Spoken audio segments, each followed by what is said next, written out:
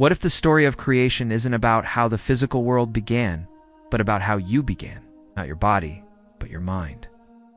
For centuries, we've been told that Genesis is a historical record, a story of a literal garden, a literal snake, and a literal rib.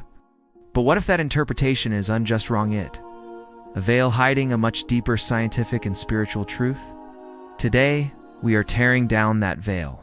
We're going to explore why creation might actually be a restoration, why the Hebrew name for God includes the feminine, and the mind-blowing mathematical link between the tribe of Judah and the speed of light.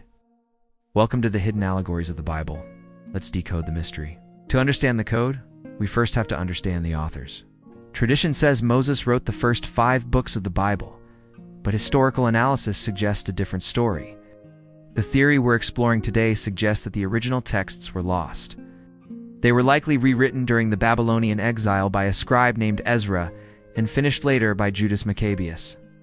Why does this matter? Because writing in Babylon means these stories were heavily influenced by Eastern religions and Zoroastrianism. It suggests the Bible is a composite text-book within a book. As the Apostle Paul wrote in 2 Corinthians, there is a veil over the Old Testament. The literal stories are the veil. The allegory is the truth. Let's look at the most famous figure in the Bible, Adam. In this interpretation, Adam isn't a man. He is the atom. Consider the phonetics, Adam. Adam. In ancient mythology, from Memphis, Egypt, creation begins with the divine producing the first life particle, the atom. Now look at the science. The Bible says Eve was created by taking a rib from Adam. If Adam represents the fundamental atomic unit of energy, taking a rib isn't surgery, it's nuclear fission. It is the splitting of the atom, removing an electron to multiply energy and create new forms. This allegory describes the movement from a singular, unified state of existence into duality. Adam represents the original, androgynous potential, the collective consciousness. Eve represents the separation, the multiplication of energy, and the birth of the mental capability to choose.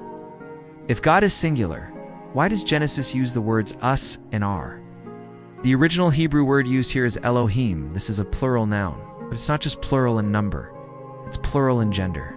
Elohim signifies a dual nature, male and female principles united. The ancient understanding was that the divine is androgynous. So, what happened?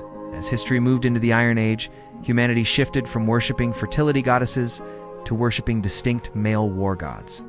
The feminine aspect was suppressed. Elohim was translated simply as God, stripping away the divine mother.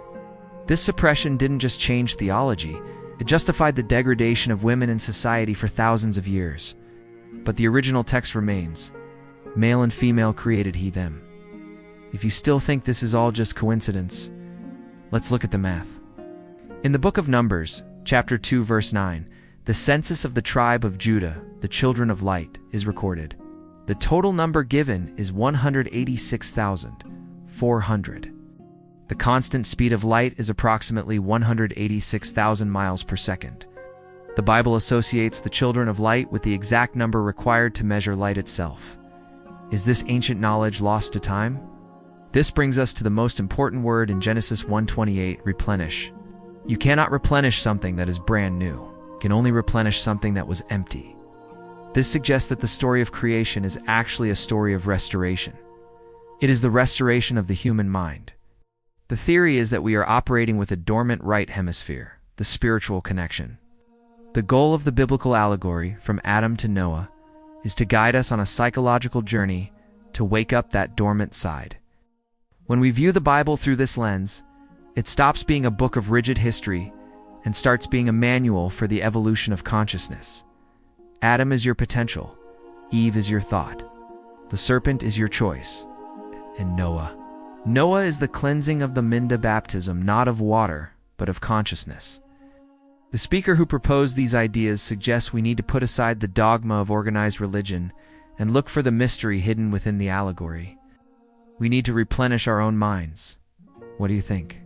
Is Genesis a history book or a code for your own psychology? Let me know in the comments below. Don't forget to like and subscribe for more deep dives into the mysteries of the universe. See you next time.